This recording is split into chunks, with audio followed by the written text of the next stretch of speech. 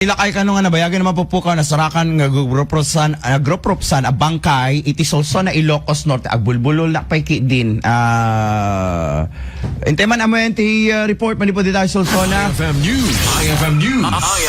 IFM News. Police Report.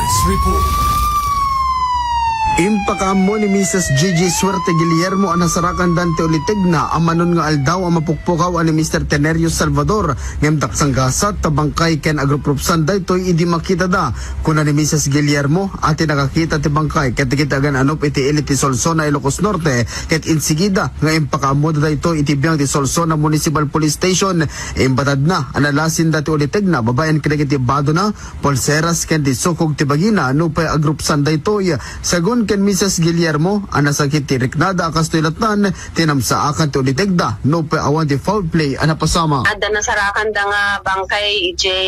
Solsona sir.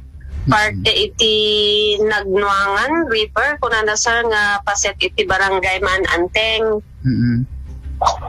Idi intawag da nga kas J sir nga damagon da no at arwat ni Uncle mi nga idi napukaw ket naibagak sir nga check nagdal agkamalir red kun black kun sir tapos kasi kun ada ij sir nga ada jebado na lang ti adan sir ngam jay baba na awanen ke kunak baka ni uncle ni diatan kunak sir ta na pigsa DJ pakinakem mi nga iso na DJ sir.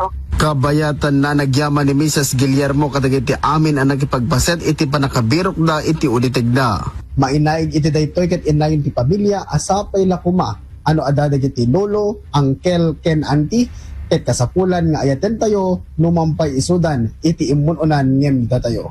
Para iti IFM News, Idol Lawrence Martinez, Tatak, RMN.